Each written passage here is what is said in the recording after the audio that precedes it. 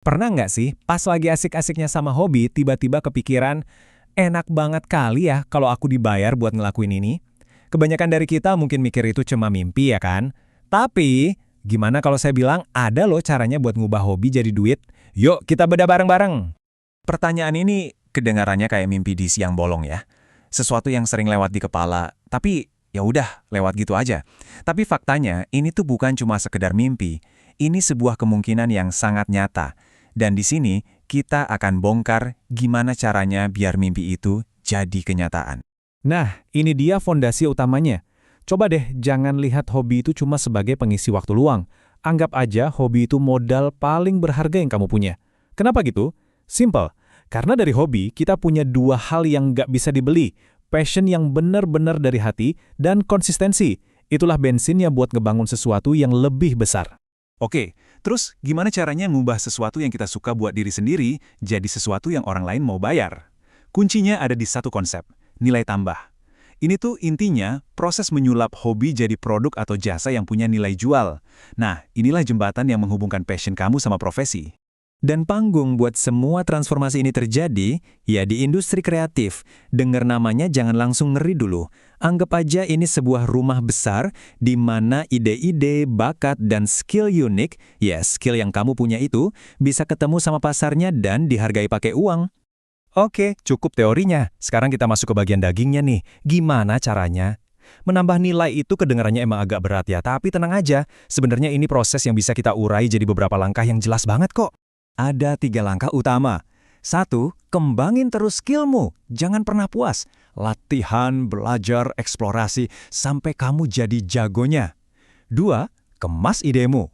Pikirin, skill ini enaknya dijadiin apa ya? Produk? Jasa? Konten digital? Dan yang ketiga, ini wajib banget. Manfaatin teknologi digital. Internet itu panggung raksasa buat kamu pamerin karya ke seluruh dunia. Biar kebayang, coba kita lihat contohnya. Kamu yang hobi coret-coret iseng di buku, itu bisa jadi jasa ilustrasi dan desain. Yang suka genjerang-genjerang gitar di kamar, lagumu bisa dijual jadi musik latar atau scoring. Ini bukti nyata kan, kalau yang tadinya cuma iseng-iseng, bisa jadi sumber duit yang serius, kalau kita pintar ngemasnya. Tapi punya skill jago aja tuh belum cukup. Kenapa? Karena di luar sana banyak yang jago juga. Nah, ada 2 senjata rahasia lagi nih, yang bakal bikin kamu beda dari yang lain dan ngebangun fondasi yang kokoh. Penting banget buat bedain dua hal ini, kreativitas dan inovasi. Gampangnya gini, kreativitas itu kayak percikan apinya, ide-ide liar yang muncul di kepala. Nah, inovasi itu kemampuan buat ngambil percikan api tadi dan dijadiin api unggun yang beneran. Sesuatu yang nyata yang bisa dirasain manfaatnya sama orang lain. Anda butuh dua-duanya. Nah, ini dia nih bagian yang paling seru. Udah punya skill, udah punya produk yang keren, terus gimana cara dapetin cuannya? Kabar baiknya, caranya tuh banyak banget. Anda nggak harus mentok di satu cara aja. Bisa jualan langsung, bisa bikin sistem langganan atau subscription, bisa dapat dari iklan, cari sponsor, lisensiin karya Anda. Wah, banyak deh. Anggap aja ini menu cara menghasilkan uang yang bisa Anda pilih. Tapi ingat ya, semua strategi tadi itu cuma alat. Yang bikin mesinnya jalan itu apa? Konsistensi Anda dan personal branding yang kuat. Karena orang tuh nggak cuma beli produk Anda loh, mereka beli cerita Anda, mereka beli siapa diri Anda di balik karya itu.